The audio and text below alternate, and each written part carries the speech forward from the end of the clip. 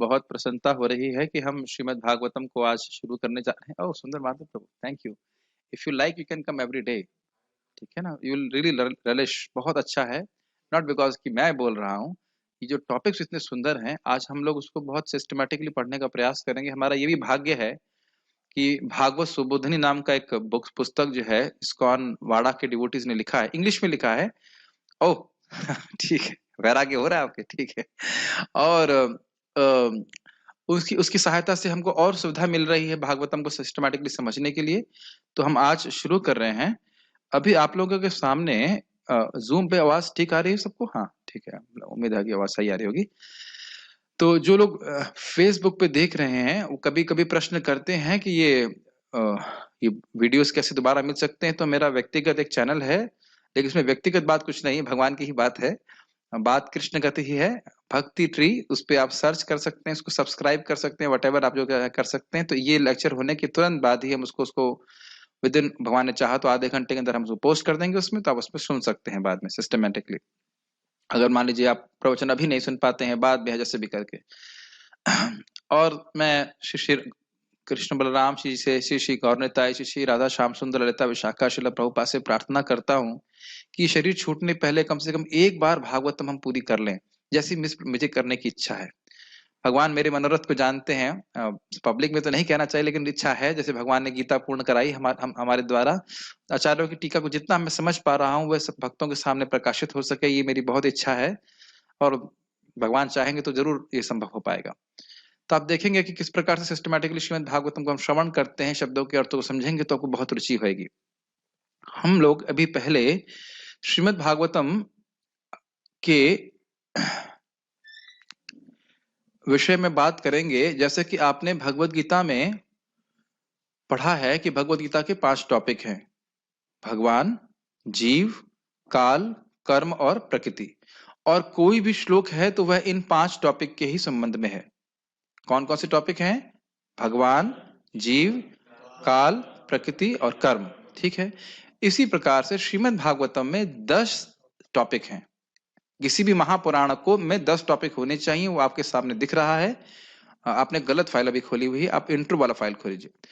तो उसको आप देखेंगे तो अब हम पहले से डिस्कस कर लेते हैं। मुझे आज एक आइडिया इसलिए आया, अच्छा, क्योंकि अगर हमें पुस्तक की विषय वस्तु पता हो तो समझ में आता है कि हम क्या पढ़ने वाले हैं। जैसे हम लोग फिजिक्स पढ़ते थे तो हम लोग पढ़ते थे एस.सी. वर्मा की कॉन्सेप्ट्स ऑफ फिजिक्स। तो सबसे पहले आप किताब में कंटेंट जरूर देखते हैं, कंटेंट देखते हैं। तो कंटेंट देखने से समझ में आता है कि हम क्या विषय पढ़ रहे हैं विभिन्न अध्यायों में, ठीक है। तो इसलिए मैंने इसको रखा है इससे पहले कि मैं प्रथम श्लोक को शुरू करूं। तो मेरे पीछे फिर भी आप बोलिए, अगर श्लोक दिख रहा है, इंट्रो में दिख रहा है आप लोगों को? नहीं दिख रहा है? हाँ यस, आप थोड़ा सा इनको हेल्प कर सकते हैं कि साथ में नहीं, इस पे मत बोलिएगा, वो आवाज अगर नहीं ऐसे हम संवेद बोलेंगे मेरे पीछे। श्री शुक वाच अत्र सर्गो विसर्गश्च स्थानं पोषणमूतयः मन्वन्तरेषानुकथा निरोधो मुक्तिराश्रयः। श्रील सुखदेव गोस्वामी कह रहे हैं कि ये जो भागवत है इसमें 10 टॉपिक हैं। श्रीमद् भागवतम 2.10.1, इसका अर्थ कुछ लोग शायद ना पता हो, दूसरा स्कंद, 10वां अध्याय, पहला श्लोक, ठीक है। इसको हम लोग ब्रेक करके देखते हैं कैसे। पहला है सर्ग। सर्ग का अर्थ है ब्रह्मांड की सृष्टि। अब इस पे हम व्याख्या नहीं कर रहे हैं, खाली पॉइंट्स बता रहे हैं। इसकी व्याख्या तो जब आएगी तो की ही जाएगी। और एक बात हम यहाँ पे बताना चाह रहे थे, बहुत अच्छा से उन्हें समझाया कि देखिए ये 10 टॉपिक ऐसा नहीं सोचना चाहिए कि एक विशेष स्कंद में ही हैं। ये बहुत इंपॉर्टेंट बात है। ऐसा नहीं सोचना चाहिए कि जो है कि अगर सर्ग है तो केवल एक थर्ड का हमें लिखा हुआ थर्ड उसी में है। हमने थर्ड, फोर्थ, फिफ्थ लिखा हुआ है उस पुस्तक के आधार पर। जीव गोस्वामी जी के कमेंट के अनुसार ये उसमें प्रमुख रूप से डिस्क्राइब किया गया है। ये विषय, सर्ग का विषय, ब्रह्मांड की सृष्टि तीसरे स्कंद में प्रमुख रूप से बताई गई है। इसका अर्थ यह नहीं कि भगवान के स्वरूप का वर्णन नहीं हो रहा वहां पे। मेरी बात समझ में आ रही है? ऐसा नहीं सोचना चाहिए कि सर्ग और विसर्ग केवल जो है तीसरे और चौथे स्कंद में ही हैं, अपितु वह अन्य, अपितु के बाद अर्थ समझते होंगे, अपितु मतलब अपितु, ठीक है। अपितु वह अन्य अन्य स्कंदों में भी है, लेकिन ये हमने नंबर यहाँ पे शो किए हैं, ये दिखा रहा है कि ये जो टॉपिक्स हैं ये मुख्य रूप से उस स्कंद में चर्चा की गई है, ठीक है। अब हम टॉपिक इसलिए मैं बता रहा हूँ कि थर्ड फोर्थ फिफ्थ लिखने का क्या प्रयोजन है। सर्ग है ब्रह्मांड की सृष्टि, जब सृष्टि कुछ भी नहीं थी तब जगत कैसे आए, कहां से आया, उसको कहते हैं सर्ग। भगवान की सृष्टि को सर्ग कहा जाता है। ये थर्ड कैंटो में प्रमुख रूप से बताया गया। थर्ड कैंटो मतलब तीसरा स्कंद। दूसरा विषय है विसर्ग, उपसृष्टि जो ब्रह्मा जी के द्वारा की जाती है, वो प्रमुखतः चौथे स्कंद में है। स्थान मतलब लोकांतर, ये पांचवें स्कंद में है। विभिन्न प्रकार के लोक हैं, जैसे आप देख सकते हो जम्बू द्वीप, और बहुत सारे उनका वर्णन पांचवें स्कंद में आता है। पोषणम मतलब भगवान के द्वारा पोषण। इसका अर्थ क्या है? इसका अर्थ यह है कि भक्त से गलती भी हो जाए फिर भी भगवान उसकी रक्षा करते हैं। ये छठे स्कंद में है। ये आप लोग अजामिल का प्रसंग तो जानते ही हैं, एकदम स्पष्ट है। एक छोटे छोटे पॉइंट्स ले रहे हैं। ऊतयः मतलब सृष्टि की प्रेरणा, ऊतयः कर्म वासना, श्रील श्रीधर स्वामी समझाएंगे। अभी अब टॉपिक्स की व्याख्या नहीं कर रहे हैं हम, खाली इसको एक कंटेंट पढ़ रहा हूं। जैसे आप किताब पढ़ते तो कंटेंट में कंटेंट की व्याख्या से ना होती है, ये सब टॉपिक हम पढ़ने वाले हैं। और जैसे जैसे हम श्लोक देखेंगे हम लोग समझने का प्रयास करेंगे कि क्या यह श्लोक इन टॉपिक्स के संबंध में है या नहीं है, ये भी हम देखते हुए चलेंगे, ठीक है। ये सातवें स्कंद में है। मनवंतर अर्थात मनुओं का परिवर्तन। ये तो आपने भगवत गीता से सुना है ना कि 14 मनु होते हैं ब्रह्मा जी के एक दिन में, तो इसी प्रकार से इनका वर्णन जो है वह 8वें स्कंद में आएगा। ईशानु कथा यानी भगवान का विज्ञान, ये 9वें स्कंद में आएगा। समझ में आ रहा है ना, तो कोई कठिनाई नहीं हो रही होगी। निरोध का अर्थ है भगवान के धाम वापस जाना, जैसा कि 12वें स्कंद में बताएंगे। अब आप देखिए, क्या ध्रुव महाराज के प्रसंग में हम ध्रुव महाराज के वापस भगवान धाम के धाम जाने के बारे में नहीं सुनते हैं? लेकिन ध्रुव महाराज का प्रसंग कहाँ है? चौथे स्कंद में, चौथे स्कंद में। तो इसलिए ऐसा नहीं सोचना चाहिए कि भगवान के धाम जाने की बात जो है केवल 12वें स्कंद में प्रमुख रूप से वहां पे, ठीक है। जैसे कि हम उनके बारे में सुनते हैं, पृथु महाराज भगवान के धाम गए, कौन सी स्कंद है? चौथा स्कंद। समझ रहे ना मेरी बात? यस। मुक्ति अर्थात मुक्ति, ये 11वें स्कंद में बताया गया है। और 10वें स्कंद में आश्रय तत्व यानी आधार, जो सभी की, जिसकी सत्ता से सभी की सत्ता होती है, उन भगवान कृष्ण को परम सत्य कहते हैं, वह आश्रय तत्व है। तो क्या उसका वर्णन, क्या उनका वर्णन केवल 10वें स्कंद में है? नहीं, प्रथम स्कंद के पहले श्लोक में भगवान कृष्ण का ही वर्णन है।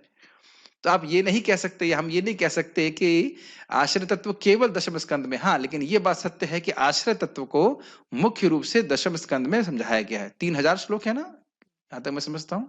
10वें स्कंद में 3000 श्लोक है। यस। अनुवाद पढ़ देते हैं। ये आप लोग समझ पा रहे हो मैं क्या बात कर रहा हूँ? ओके। तो ये 10 ये श्लोक भी हम लोग, चलिए होमवर्क रखते हैं, कल तक श्लोक याद कर लीजिए इस श्लोक को, और कल पूछा जाएगा। अरे ये सब भी करना पड़ेगा यहाँ पे? यस। ये श्लोक तो याद रहना चाहिए, कंटेंट तो याद रहे कि पढ़ क्या रहे हैं, है कि नहीं। कोई पूछे भागवत पढ़ते हो तो क्या उसमें विषय है, तो हाँ, जैसे हमारे परम पूज्य वृंदावन चंद्र महाराज अभी भी आते थे, श्रीनाथ जी को पकड़ते थे, श्रीनाथ जी, हाँ महाराज वो 6 प्रश्न क्या है?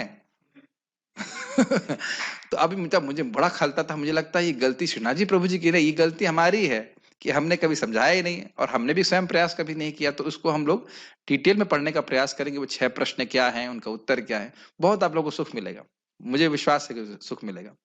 अनुवाद पढ़ देते हैं श्लोक का। श्री सुखदेव गोस्वामी ने कहा, इस श्रीमद् भागवत में 10 विभाग हैं, जो ब्रह्मांड की उत्पत्ति, उपसृष्टि, लोकांतर, भगवान द्वारा पोषण, सृष्टि प्रेरणा, मनुओं के परिवर्तन, ईश्वर ज्ञान, अपने घर भगवत धाम गमन, मुक्ति तथा आश्रय से संबंधित है। तो हम इसकी कोई दिक्कत तो है नहीं।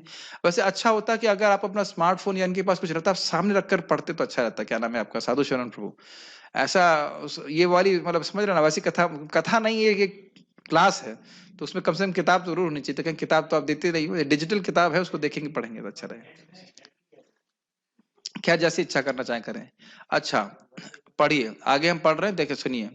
श्रील जीव गोस्वामी के अनुसार प्रथम और दूसरा स्कंद बहुत इंपॉर्टेंट है। हम क्यों उसको पढ़ रहे हैं?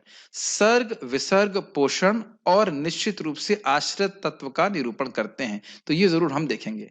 सर्ग और विसर्ग इत्यादि के बारे में तो आप अभी प्रथम श्लोक में ही देखने वाले हो। उम्मीद है कि आज ही देखेंगे। और इस एक क्लास आज थोड़ा अधिक भी हो सकती है, 8 की अधिक भी हो सकती है। ये मत सोचिएगा कि 8 बजे घंटी बजने का समय है, क्योंकि अगर कोई विषय चल रहा होगा तो हम उसको आगे भी प्रस्तुत करेंगे, अगर विषय पहले हो जाता है तो हम पहले समाप्त कर देंगे। हाँ, 8:30 तक से ऊपर नहीं जाएगा, ठीक है। कभी कभी हो सकता है चौथे चौथा क्लास नहीं होगी, कभी कभी अगर 8 बजे कर देंगे तो हो जाएगी, डिपेंड करता है, वो डिपेंड करता है कि विषय हम छोड़ नहीं सकते बीच में बात करते हुए, ठीक है। तो यहाँ पे हम देख रहे हैं जीव गोस्वामी जी के अनुसार क्या 4 विषय हम लोग सीख रहे हैं, सर्ग, विसर्ग, पोषण और आश्रय तत्व। सर्ग मतलब था भगवान के द्वारा सृष्टि, विसर्ग मतलब उपसृष्टि, पोषण मतलब भक्तों का संरक्षण, भले ही वो कुछ गलत कर दें, भक्तों का रक्षा करते, जैसे कि हम लोग सुनेंगे भगवान माँ के गर्भ, क्या नाम था, उत्तरा के गर्भ में जाकर के परीक्षित महाराज की रक्षा करते हैं, अपने भक्तों पांडवों की रक्षा करते हैं, है कि नहीं, इस प्रकार से। और कौन करते हैं, भगवान, तो भगवान का वर्णन तो है ही आश्रय तत्व के रूप में, ठीक है। समझ में आ रहा है आपको, ये 4 टॉपिक हम लोग प्रथम और दूसरे स्कंद में सीखने वाले हैं। पहले 2 स्कंद हमें क्यों पढ़ने चाहिए, जरा हम ये देख रहे हैं। पहले 2 स्कंद भगवान के चरण कमल हैं। इसका क्या मतलब है, पहले पढ़ता हूं फिर समझाता हूं। इसलिए इस दिव्य ग्रंथ को नम्रता के साथ पढ़ने के लिए व्यक्ति को पहले इन दोनों स्कंद का अध्ययन करना चाहिए। अब हमारे यादवपति पर तो सत्यापित कर सकते हैं कि भगवान के विग्रह को देखने की क्या रीति है। सबसे पहले हम लोग मुख को देखते हैं, गुड, एकदम करेक्ट किया ना, मुख को नहीं देखते हैं, चरण कमल को देखते हैं। चरण कमल में जब मन फिक्स हो जाता है फिर धीरे धीरे करके हम ऊपर उठते हैं, यही तरीका है। इसको भी आप आगे कुंती महारानी की स्तुति में सीखेंगे, बहुत सारी बातें आप सीखने वाले हो। तो ये आपको समझ में आ रहा है कि हम क्यों प्रथम पहले 2 को क्यों स्कंद को सीख रहे हैं। ये श्रीमद् भागवतम साक्षात भगवान का वपु है, साक्षात भगवान है, तो उनके चरण कमलों पे अपने मन को पहले फिक्स करें, उसके बाद हम आगे बढ़ने का प्रयास करें। प्रभुपाद ने आपको याद है बताया था ना कि कुछ लोग तुरंत दशम स्कंद पे कूद जाते हैं, लेकिन भगवान के बारे में ठीक से वो समझते नहीं, भगवान की भगवत्ता को नहीं समझते। तो ये भी हम क्यों कर रहे हैं एकदम समझ लेना चाहिए, अच्छे से प्रयास करेंगे। अब आप कह सकते हो कि भाई ये दशम स्कंद में केवल भगवान कृष्ण के आश्रय तत्व को ही क्यों रखा गया है, और क्यों अवतारों के बारे में नहीं बताया गया। तो उसको ही श्रीमद् भागवतम के 2.10.2 में श्रीला सुखदेव गोस्वामी कह रहे हैं, हम एक इंट्रोडक्शन दे रहे हैं, ठीक है, मेरे पीछे बोलिए। दशमस्य विशुद्ध्यर्थम नवानाम इह लक्षणम वर्णयन्ति महात्मानः श्रुतेनार्थेन चांजसा। अनुवाद पढ़ दूंगा, समझ में आ जाएगा। इनमें से जो 10वां यानी आश्रय तत्व यानी भगवान कृष्ण है, उसकी दिव्यता को अन्यों से पृथक करने के लिए उन सब का वर्णन कभी वैदिक साहित्य साक्ष्य से, कभी प्रत्यक्ष व्याख्या से और कभी महापुरुषों द्वारा की गई संक्षिप्त व्याख्याओं से किया जाता है। इसकी हम व्याख्या नहीं कर रहे हैं, अर्थ ये समझ लेना चाहिए इसका। इसकी व्याख्या जब वहां पे आएगा तो हम करेंगे। इतना बोलना चाहता हूं कि भगवान कृष्ण की विलक्षणता को, वह भगवान कृष्ण जो सभी के आश्रय तत्व है, मतलब वो सभी के आधार हैं। जैसे हम सभी लोग पृथ्वी पे ही बैठे हैं, चाहे कितना ही बड़ा व्यक्ति हो पृथ्वी पे ही बैठा है। इसीलिए आप कहते हो कृष्ण मतलब कृषि भूवाचक शब्द न च निवृत्तिवाचक। भूवाचक मतलब जैसे भूमि सभी का आधार है, इसी प्रकार से भगवान कृष्ण सभी के आधार है। और न का मतलब हुआ कि वह परम आनंदमय है, ठीक है। इसलिए अब हम लोग लेट्स सी, आप लोगों को दिख रहा है कि नहीं, let me see one second. Yes, now can you see that. इस अध्याय के अवलोकन को देख रहे हैं। अवलोकन मतलब होता है ओवरव्यू, बर्ड्स आई व्यू। जैसे कि एक चिड़िया किसी स्थान को देखती ऊपर से, ऐसे इस पूरे अध्याय को हम ऊपर से देखने का प्रयास कर रहे हैं। आप लोग अगर वो फाइल नहीं दिख रही, मेरे ख्याल से दिखनी चाहिए, तीसरी फाइल भेजी गई है, उसको देखिए। ओवरव्यू, कैन टू ओवरव्यू नहीं दिख रहा है, ठीक है। अध्याय 1, संतों द्वारा प्रश्न। संत मतलब ऋषिगण, शौनक आदि ऋषियों ने प्रश्न किए थे। तो आप इसमें देख सकते हैं 1 से 3 में प्रस्तावना है, यानी कि श्लोक क्रमांक 1 से 3 इस अध्याय का शीर्षक है मुनियों द्वारा प्रश्न। भक्त अभी नए हैं जिन्हें अनुवाद किया और जल्दीबाजी में हम लोग किया, लेकिन अर्थ समझते, संत कहिए मुनि कहिए एक ही बात है। संतः सदैव हृदयेषु विलोकयन्ति, भगवत प्रेमी भक्त हैं। संतों द्वारा प्रश्न किया गया है। तो पहले 3 श्लोक में वो प्रश्न नहीं किया गया है। पहले 3 श्लोक मंगलाचरण है, और वो है भागवतम को इन पर का प्रस्तावना है। तो उसमें पहले वाले श्लोक में परम सत्य की परिभाषा है, इसकी तो हम लोग बहुत चर्चा कर चुके हैं। दूसरे में श्रीमद् भागवतम की महिमा है। श्रीमद् भागवतम को श्रवण करने की इच्छा मात्र से भगवान हृदय में आ जाते हैं, और ये वास्तविक धर्म क्या है जो जीव को संतुष्ट कर सके, ये बताया जाएगा। अभी ओवरव्यू दे रहे हैं। ओवरव्यू का मतलब ये हो गया कि आपको डिटेल नहीं दिखाई पड़ रहा है, ऊपर से देख रहे हैं, जैसे हवाई जहाज से ऊपर से देखेंगे तो सारी चीज दिख जाएगी लेकिन डिटेल नहीं दिखाई पड़ेगा। जूम करेंगे जब हम, जूम मतलब जूम इन जूम इन करेंगे जब हम श्लोक पढ़ेंगे। जूम इन करने के लिए तो बैठे हैं आप, मोटा मोटा ओवरव्यू देख लेंगे। तीसरा है श्रीमद् भागवतम का आस्वादन करने हेतु निमंत्रण, निगम कल्प तरु इत्यादि। ठीक है। उसके बाद 4 से 8 में, श्लोक क्रमांक 4 से श्लोक क्रमांक 8 में संत सूत गोस्वामी की महिमा का गुणगान करते हैं। संत मतलब शौनक आदि ऋषि जो नैमिषारण्य में थे, वो सूत गोस्वामी की महिमा कहते हैं कि क्यों आपसे हम श्रीमद् भागवतम सुनना चाहते हैं। पपरच्छुर इदमादरात सत्कृतम सूतमासीनम पपरच्छुर इदमादरात। अब देखिए, जब जो भक्त मेरे संग पारायण करते हैं सुबह, अब उनको समझ में आ रहा होगा इस बात को। ये श्लोक मैंने याद नहीं किया, लेकिन पारायण करने से बार बार ये मुख से अपने आप आ गया। मैंने याद करने का प्रयास नहीं किया है, वो अपने आप मुख से आएगा जब बार बार पारायण करते हैं, और उसका अर्थ भी समझ में आने लगता है। तो यहाँ पे आएगा श्लोक क्रमांक 4 से 8 में कि उन्होंने सुबह के समय अग्नि को आहुति दे करके सूत गोस्वामी जी को बड़े आदर के संग श्रीमद् भागवतम बोलने के लिए कहा, और उसके बाद वो वर्णन करते हैं कि क्यों वह उनसे सुनना चाहते हैं। समझ रहे हैं? 4 से 8 में ये हुआ। और उसके बाद यहाँ कह रहे हैं, चौथे श्लोक में वो कह रहे हैं, भगवान एवं भक्त को संतुष्ट करने हेतु संत 1000 वर्ष के यज्ञ के लिए एकत्रित होते हैं। ठीक है, वो इकट्ठे हुए थे शौनक आदि ऋषि, और वह भगवान को संतुष्ट करने के लिए सत्रम सर्वाय लोकाय सहस्त्र सममासतः, ये जीवन का पहला श्लोक था मेरे भागवतम का। 5 से 8 में संतों ने सूत गोस्वामी को बैठने के लिए आसन प्रदान किया तथा उनकी महिमा का गुणगान किया। त्वया खलु पुराणानि सेतिहासानि चानघा आख्यातानि अपि धीतानि धर्मशास्त्राणि यानोता इत्यादि से बोला कि आप सारे शास्त्रों को जानते हो, आपने उनका व्याख्यान किया है, उसको पढ़ाई की है, इसलिए आप हम सबसे सुनना चाहते हैं सारे शास्त्रों का सार क्या है। उसके बाद 9 से 23 में क्या है, संत यानी ऋषि लोग कलयुग के मनुष्यों की निंदनीय स्थिति का वर्णन करते हैं तथा श्रवण की उत्सुकता व्यक्त करते हुए 6 प्रश्न करते हैं। क्या बोलते हैं? प्रायणाल्पायुषा सभ्य कलवस्मिन् युगे जना मंदास मंद मतयो मंद भाग्या ही भद्रता। हे सुत गोस्वामी, शास्त्रों का सार हम सुनना चाहते हैं। तो मान लो सुत गोस्वामी कहें तो ठीक है, सारे शास्त्र बोलता हूं, तो कहते हैं ना, बहुत कलयुग में लोगों की बुद्धि बहुत मंद है, तो आप सार वस्तु बताइए जिससे कि जीवों की कल्याण, परम कल्याण हो जाए। तो ठीक है, कलयुग के मनुष्यों के बारे में बताया गया। श्रवण की उत्सुकता, वयम तु नावितृप्यामा उत्तम श्लोक विक्रमे यत् शृण्वताम रसज्ञानाम स्वादु स्वादु पदे पदे। तो कह रहे हम तृप्त नहीं हो रहे हैं, अपितु जो रसज्ञ हैं, जो कृष्ण कथा को जानते हैं, उनको हर स्वादु स्वादु पदे पदे, हर पद पे बहुत सुस्वादु लगती है कथा। Short birds eye view. और उसके बाद 6 प्रश्न किए। तो 6 प्रश्न क्या है श्रीनाथ जी प्रभु? घबराइए मत, आपको सिखाएंगे। ये हो गया बर्ड्स आई व्यू। ठीक है, अब हम लोग श्लोक को शुरू करेंगे। ठीक है, हम सबसे पहले आज श्रीधर स्वामी जी की टीका को लेंगे। तो हम श्रीधर स्वामी जी की टीका, एक मिनट, 1 सेकेंड। यस, तो हम श्रीधर स्वामी जी की टीका को ले रहे हैं। तो आप कहोगे प्रभु जी यह क्यों कर रहे हो, सीधे श्रील प्रभुपाद जी की टीका क्यों नहीं ले रहे हो? क्या प्रभुपाद जी ने पूर्ववर्ती आचार्यों की टीका को पढ़ने के लिए कहा है? जब आप श्रील प्रभुपाद जी के तात्पर्य को पढ़ेंगे, बहुत दूर जाने की जरूरत नहीं है। 1.1.1 इसी श्रीमद् भागवतम के प्रथम श्लोक की टीका में प्रभुपाद कहते हैं, जो गंभीर छात्र हैं श्रीमद् भागवतम के, उन्हें पूर्ववर्ती आचार्य जैसे कि श्रील श्रीधर स्वामी, श्रील विश्वनाथ चक्रवर्ती ठाकुर, श्रील वल्लभाचार्य इत्यादि की टीकाओं को पढ़ना चाहिए। तो इसलिए किसी के मन में अगर कोई संदेह है तो संदेह को आप दूर कर लीजिएगा। हमें प्रभुपाद जी की आज्ञा माननी चाहिए, तो प्रभुपाद जी आज्ञा दे रहे हैं। अच्छा, हम श्रीधर स्वामी की टीका क्यों ले रहे हैं? जैसे आपने देखा था कि गीता भूषण पढ़ने से प्रभुपाद जी के तात्पर्य अधिक समझ में आता है कि नहीं, उसी प्रकार से श्रीधर स्वामी जी की टीका पढ़ने से हमको प्रभुपाद जी का तात्पर्य और अच्छे से समझ में आएगा।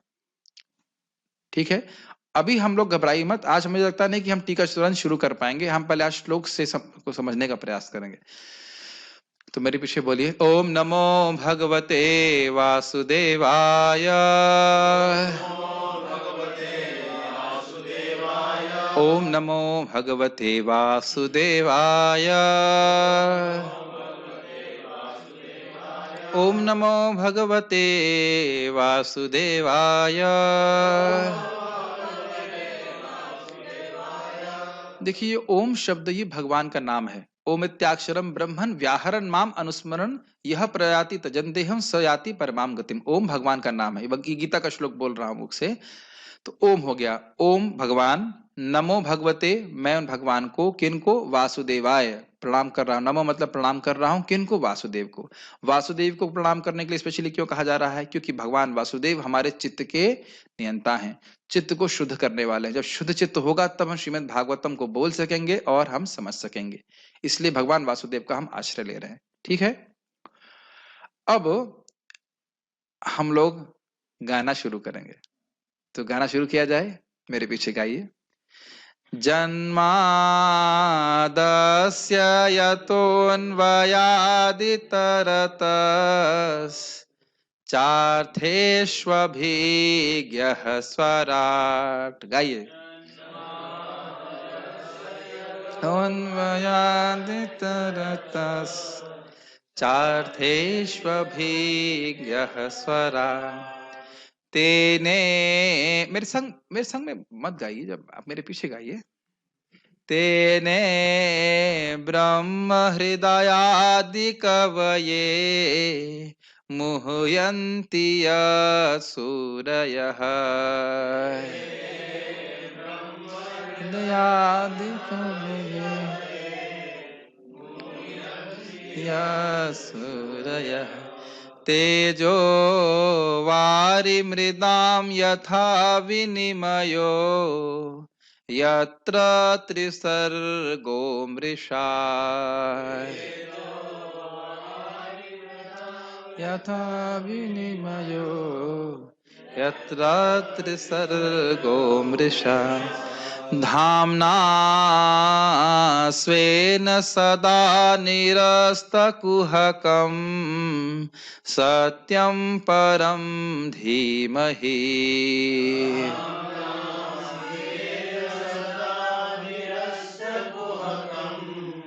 सत्यं परं धीमहि। दो तीन बार और आवृत्ति करेंगे कम से कम, और उम्मीद है कि आप लोग उसको याद करेंगे। गा गा के याद करने में कठिनाई तो है नहीं। जन्मादस्य यतोऽन्वयादितरतश्चार्थेषु भिज्ञः स्वराट्।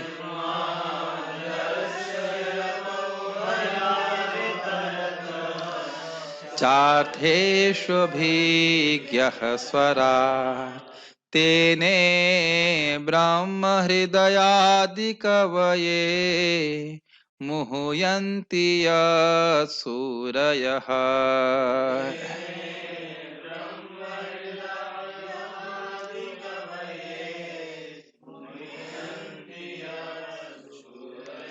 तेजो वारिमृदां यथा विनिमयो यत्र त्रिसर्गो मृषा।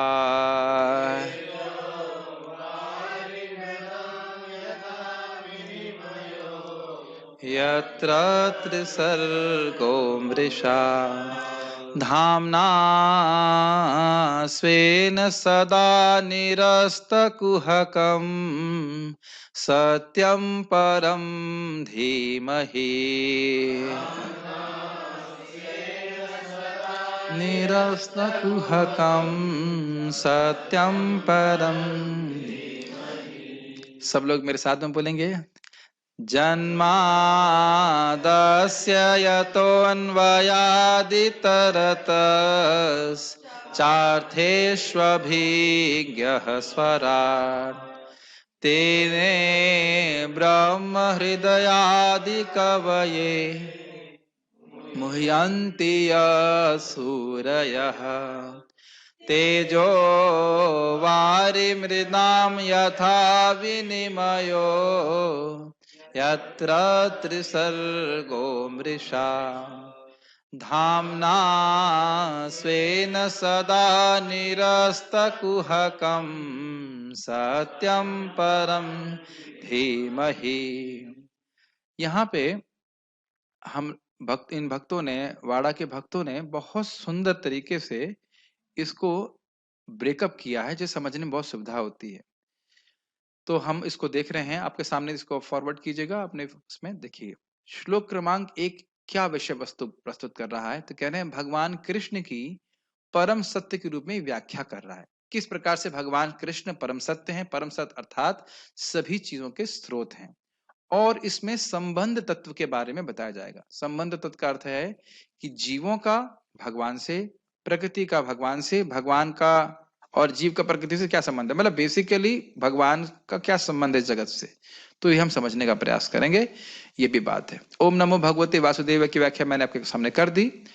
अब पहला नंबर पॉइंट है जन्मादि अस्य यतो। इनने क्या किया, श्रील प्रभुपाद जी के ट्रांसलेशन को ऐसे सेट करके रखा है कि उससे आपको एक एक फ्रेज का अर्थ समझ में आ जाए। नहीं तो हम शब्दार्थ पढ़ते हैं और अपने मन को बंद कर लेते हैं, जन्मादि जन्मादि ऐसे करके। लेकिन हम धीरे धीरे पढ़ने का प्रयास करेंगे, समझने का प्रयास करेंगे। इससे पहले कि हम इसको पढ़ें, फिर से श्लोक देख लीजिएगा। इसमें सत्यम परम धीमहि जो शब्द है, इसमें सत्यम परम जो है, यह भगवान को परम सत्य के रूप में उनकी व्याख्या कर रहा है। ये उनका स्वरूप लक्षण है। अभी उसको आगे समझाएंगे, लेकिन इतना समझ लीजिए, जो सत्यम परम शब्द है ये भगवान के स्वरूप लक्षण का वर्णन कर रहा है। ठीक है, परम सत्य। और जन्मादि से लेकर के निरस्त कुहुकम तक भगवान के तटस्थ लक्षणों का वर्णन हो रहा है। परम सत्य के तटस्थ लक्षणों का वर्णन हो रहा है। ठीक है, ये क्या होते हैं प्रभु जी? अभी आएगा, घबराइए मत इसी को पढ़ाऊंगा तो समझ में आ जाएगा। लेकिन ये बात समझ लेना चाहिए कि ये दो अलग अलग चीज हैं। स्वरूप लक्षण और तटस्थ लक्षणों का वर्णन इस श्लोक में हो रहा है। किसका? परम सत्य के। ठीक है, अब देखेंगे उसको आगे। जन्म नहीं, मुझे लगता है समझा देना चाहिए। आकृति और प्रकृति किसी वस्तु की, उसको उसका स्वरूप लक्षण कहा जाता है। और उस वह जो कार्य करती है उससे उसको उसका तटस्थ लक्षण कहा जाता है। तो जैसे ये है मोबाइल, तो मोबाइल का रूप देख पा रहे हैं ना आप? दिखाई पड़ रहा है कि माउस नहीं है, मोबाइल है, तो आकृति दिख रही है और प्रकृति भी कुछ है इसका, इलेक्ट्रॉनिक टीक है इस प्रकार से। लेकिन मेन चीज ये है, इलेक्ट्रॉनिक बहुत सारी वस्तुएं हो सकती हैं, लेकिन ये मोबाइल है क्योंकि मोबाइल के रूप में कार्य करता है। तो मोबाइल के रूप में कार्य करना ये तटस्थ लक्षण है। जैसे हमारे कर्णामृत प्रभु लड़के हैं कि नहीं? इज ए बॉय और not? No, is a man, whatever. Boy कहिए, मैन कहिए, कुछ भी कहिए, लेकिन ये इनको देख करके आप समझ जाएंगे ना कि कर्णामृत प्रभु है, ये शुभ कृष्ण दास नहीं है। शक्ल देख के समझ में आ जाता है ना, ये स्वरूप लक्षण समझ दिख रहा है ना इस प्रकार से। अच्छा, प्रभु जी कुकिंग करते हैं और मैं कुछ नहीं करता हूं, तो कुछ नहीं करना मेरा तटस्थ लक्षण है, और कर्णामृत प्रभु का तटस्थ लक्षण क्या है? कुकिंग करना। और कुछ नहीं करना किसका लक्षण है? मेरा लक्षण है। ठीक है, हम खाली प्रसाद ग्रहण करते हैं। तो ये भी एक कार्य है, प्रसाद ग्रहण करना भी एक तटस्थ लक्षण है। तो हमने, अगर आप किचन में गए तो किसी ने जो कुछ नहीं कर रहा है, जो केवल प्रसाद ग्रहण कर रहा है, वो क्या कर रहा है? प्रसाद ग्रहण कर रहा है। तो प्रसाद ग्रहण करना उसका तटस्थ लक्षण है। क्या हमेशा प्रसाद ग्रहण करता है? तटस्थ लक्षण हमेशा नहीं होते हैं। अच्छा, आप हमेशा कुकिंग करते हो? नहीं। तो यानी कि तटस्थ लक्षण हमेशा प्रस्तुत नहीं होते हैं, कभी कभी प्रस्तुत होते हैं। हमेशा हर व्यक्ति हर कार्य नहीं कर रहा होता है।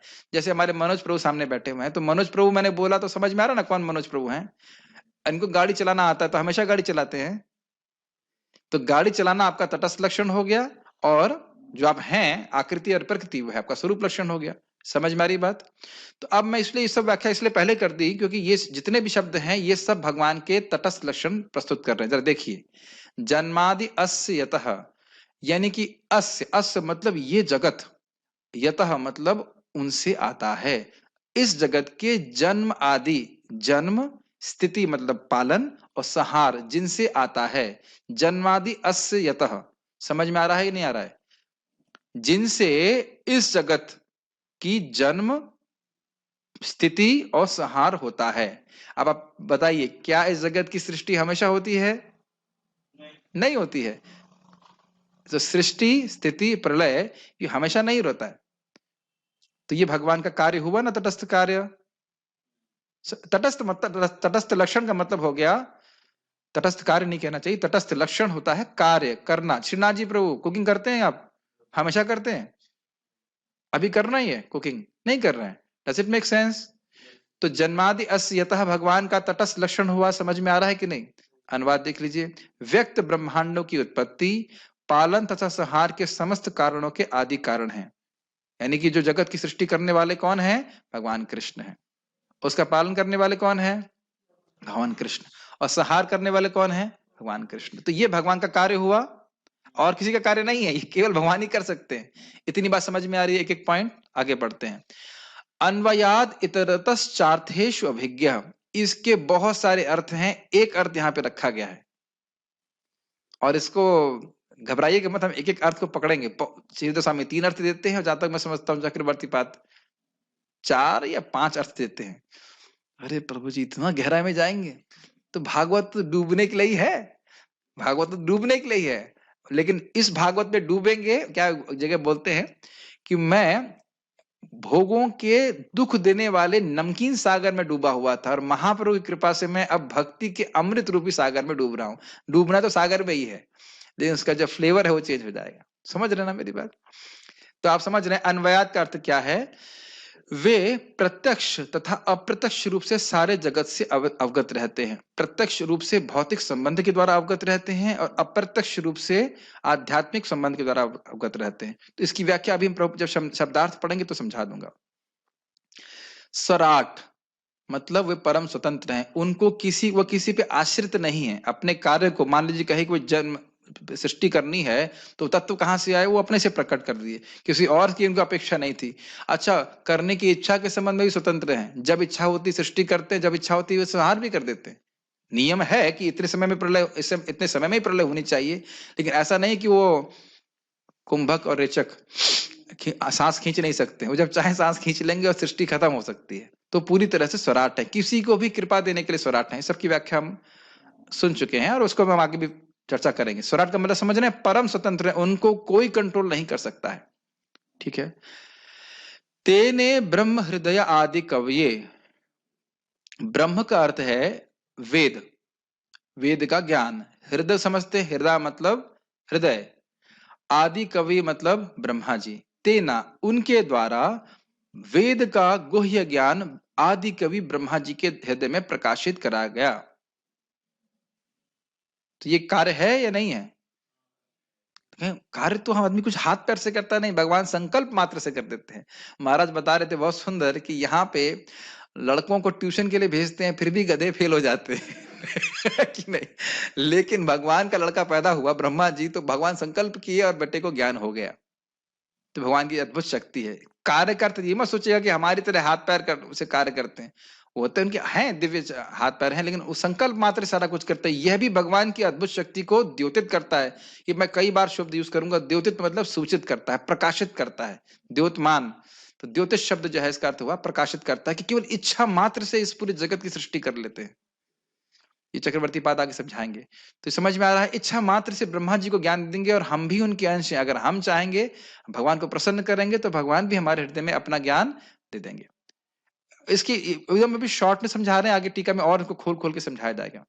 उन्होंने ही सर्वप्रथम आदि जीव ब्रह्मा जी के हृदय में वैदिक ज्ञान प्रदान किया। इसका अर्थ समझ लेना चाहिए कि ब्रह्मा जी के पहले भगवान थे, क्योंकि ब्रह्मा जी के पहले कोई नहीं था। तो ब्रह्मा जी को भी देने वाले ज्ञान आदि पुरुष भगवान श्री कृष्ण है। जो कहेंगे इसमें क्या मुश्किल है भाई समझने में?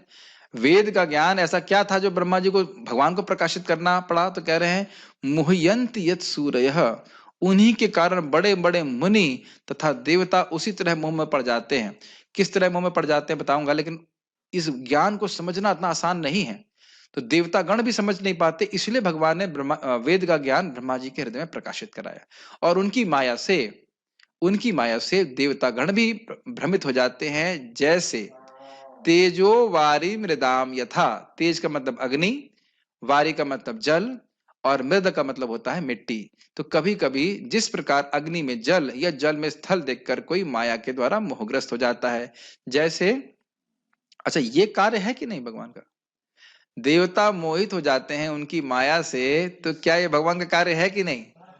देखिए, एक एक पॉइंट को पकड़ करके उसे समझने का प्रयास किए। तटस्थ लक्षण के बारे में था कार्य, तो भगवान की माया शक्ति किसके पीछे चल रही है?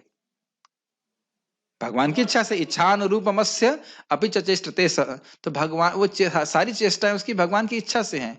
तो वो माया अगर कार्य कर रही तो भगवान के कार्य से अलग नहीं है। Make sense?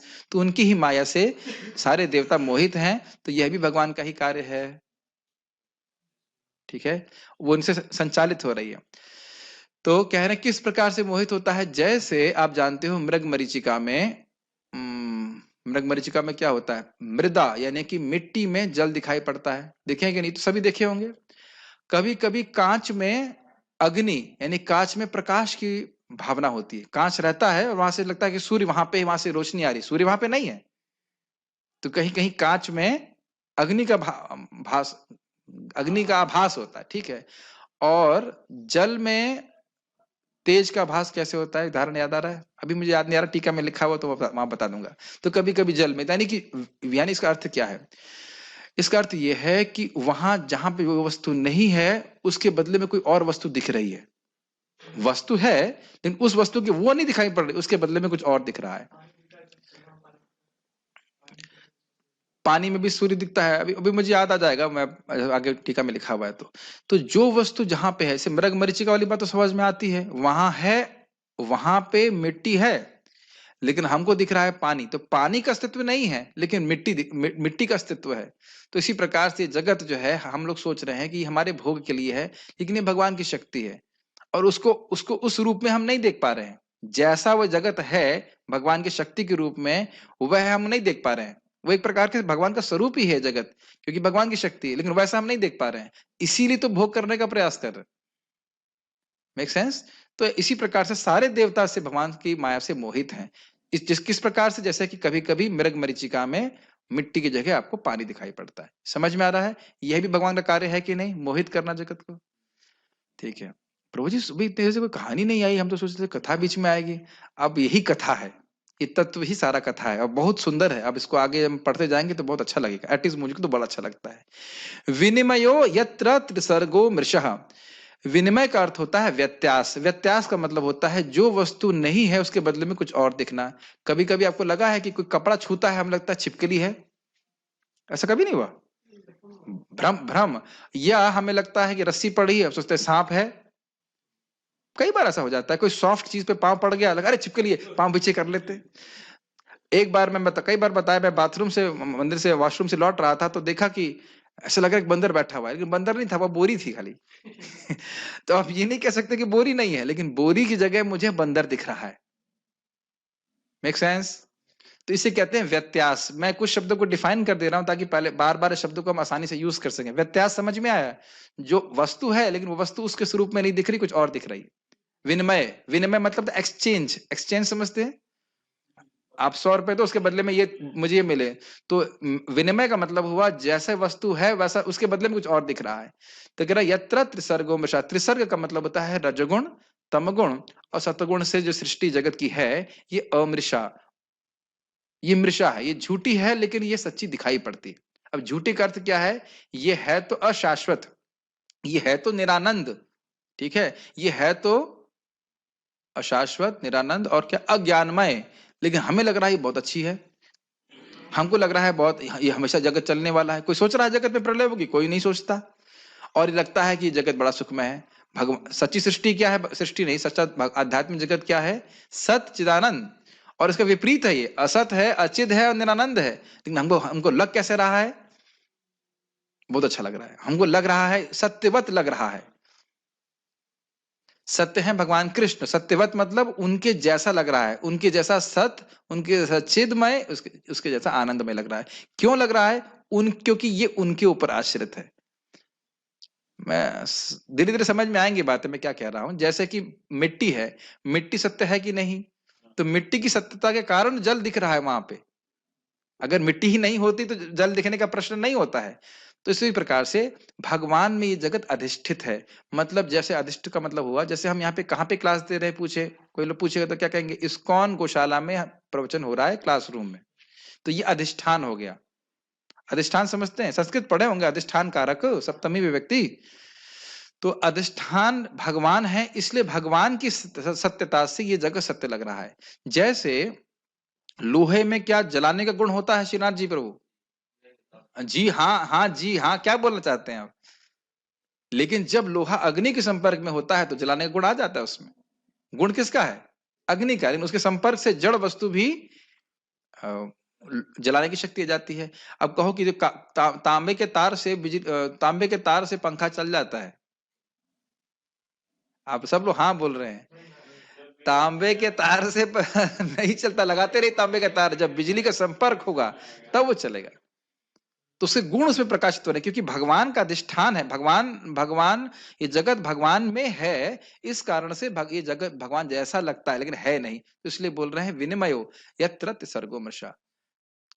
मतलब असत की जगह, सॉरी, असत की जगह सत्य दिख रहा है, अशाश्वत है लेकिन दिख रहा है शाश्वत। आप समझ में आ रहा है विनिमय वाला पॉइंट?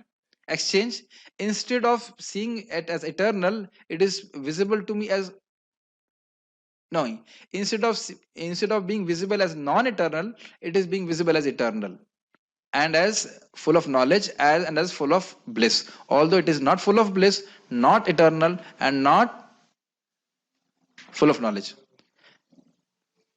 नहीं समझ में आ रहा है? अब इसको मैं इसलिए रुक के बस समझा रहा हूं, विनिमय शब्द समझ लीजिए, फिर टीका भी समझ में आएगी। ये जगत असत है, निरानंद है और अज्ञानमय है, इतनी बात समझ में आ रही है। लेकिन दिख कैसा रहा है? ज्ञान में दिख रहा है, दिख रहा है बहुत सुखमय, तभी तो इस जगत से मुक्त नहीं होना चाहते, है कि नहीं?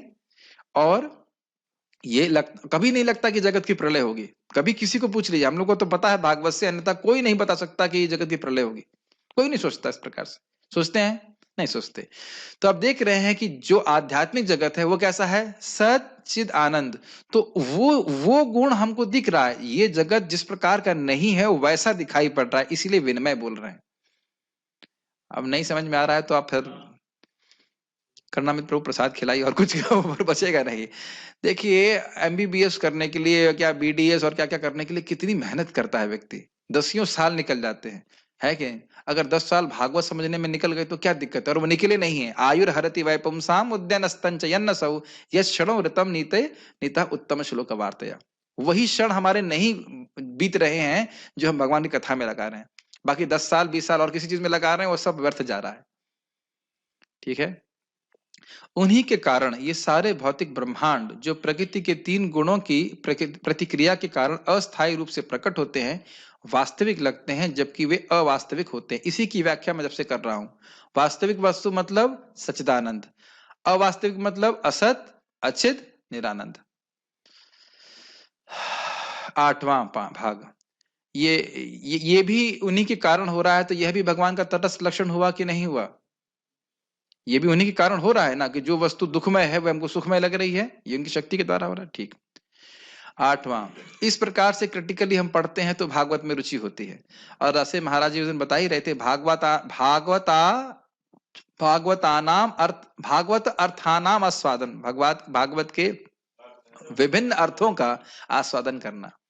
तभी इसके एक यहाँ पे अर्थ है, उसके बहुत सारे अर्थ अभी आप देखने वाले हो। धामना स्वेन सदा निरस्तक हुकम, धामना मतलब उनका प्रभाव, और इसका धामना का अर्थ ये भी उनका दिव्य धाम, इस प्रकार से अर्थ है। स्वेना मतलब खुद के धाम से, खुद के प्रभाव से, सदा निरस्त कुहुकम, कुह का मतलब होता है माया, अंधकार, वह अपने प्रभाव से इस माया के सारे अंधकार को नष्ट कर रहे हैं। जैसे सूर्य अंधकार को नष्ट करता है ना, किसकी रोशनी से? अपनी ही रोशनी से सारे अंधकार को नष्ट करता है। इसलिए कभी नहीं सोचना चाहिए कि माया भगवान को आवृत्त कर सकती है। भगवान के प्रति सबसे बड़ा अपराध है। यहाँ शब्द है सदा, सदा मतलब निरंतर। माया कभी भगवान को स्पृष्ट नहीं कर सकती है। स्पृष्ट मतलब स्पर्श नहीं कर सकते, स्पर्श नहीं। माया भगवान कभी भी माया से स्पृष्ट नहीं होते।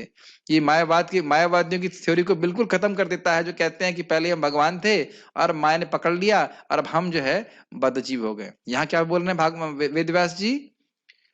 सदा निरस्त को हुक्म। तो अब देखिए, जो व्यक्ति व्यासदेव जी के व्यासासन में बैठा हुआ है और ये बोल रहा है कि भगवान, हम लोग सब भगवान हैं, हम लोग पहले भगवान थे, अब माया ने पकड़ लिया और हम भूल गए हैं, इसलिए बद्धजीव बन गए हैं। तो ये देखिए, वो पहले ही श्लोक की व्याख्या उल्टा कर रहा है, खंडन कर रहा है।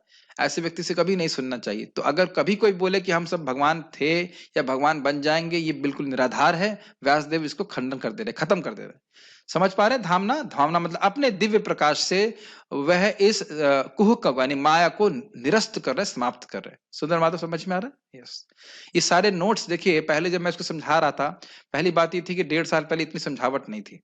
एक बात, जब मैंने शुरू किया था तब भी साहस किया था समझाने का, और अभी भी आज से 10 साल बाद कितनी समझावट होगी, भगवान की कृपा होगी तो और अधिक होगा। लेकिन जितना समझावट है उतना करने का प्रयास कर रहे हैं। जैसे पक्षी एक लेवल तक उड़ता है, और उससे ऊंचा बाज उड़ता है और उससे और ऊंचा उड़ता है लेकिन हर व्यक्ति आकाश में उड़ने का प्रयास कर रहा है। ठीक है, तो भगवान की महिमा कहने का प्रयास कर रहे हैं। जो भौतिक जगत के भ्रामक रूपों से सर्वथा मुक्त अपने दिव्य धाम में निरंतर वास करते हैं। ठीक है, भ्रामक रूप मतलब इस जगत के जो रूप है वह त्रिगुणात्मक है, लेकिन भगवान का दिव्य रूप कैसा है? सच्चिदानंदमय है। और कहाँ रहते हैं? अपने गोलक वृंदावन में। धामना का एक और था है स्वरूप, ये भूल गया था मैं, स्वरूप ये चक्रवर्ती बात समझाते हैं। ठीक है, सत्यम परम धीमहि, मैं उनका ध्यान करता हूं क्योंकि वे परम सत्य हैं। परम सत्य जो है वो भगवान का स्वरूप लक्षण है। उसका अर्थ ये है कि सभी के आधार है, सभी कुछ उनसे आता है। जब भगवान गीता में कहते हैं अहम सर्वस्व प्रभवो, मैं सभी का प्रभव हूं, उत्स हूं, तो इसका मतलब है भगवान विष्णु के स्वरूप भी उनके ऊपर ही आश्रित है। समझ में आ रहा है? तो इस प्रकार से भगवान कृष्ण सभी के आश्रय हैं और आश्रय तत्व है भगवान कृष्ण। तो यहाँ पे आश्रय तत्व का वर्णन सुना? क्या आपने इस श्लोक में आश्रय तत्व भगवान कृष्ण का वर्णन सुना? ये सत्यम परम क्या है? भगवान कृष्ण का वर्णन है। ठीक, क्या आपने सर्ग का वर्णन सुना? सुना ना? जन्मादि अस्यतः। क्या आपने विसर्ग सुना? देवताओं की सृष्टि हुई, ब्रह्मा जी के बारे में बात हुई, हुआ कि नहीं हुआ? तो इस प्रकार से हम देख रहे हैं कि पहले श्लोक में ही काफी सारी बातें हम सीख रहे हैं। अच्छा, भगवान का संबंध इस जगत से सुना? सुना कि नहीं सुना? सुना। और ये सारे पॉइंट्स हमने कहा था, ये सब बातें श्लोक में आई हैं। उम्मीद है कि आपको समझ में आएगा। शब्दार्थ हम लोग पढ़ लें एक बार। अब मेरे ख्याल से एक बार फिर से देखिए, इसको घोटना है श्लोक को। ये मत सोचिए कि कल 1.1.2 शुरू हो जाएगा, भूल जाइए। वैसे इसमें कोई दिक्कत नहीं है। मैंने भी देखा कि हम महाप्रभु की जीवनी को 16 दिन से चर्चा कर रहे थे, 16 डेज, और कोई बोर नहीं हो रहा था। समझ रहे ना?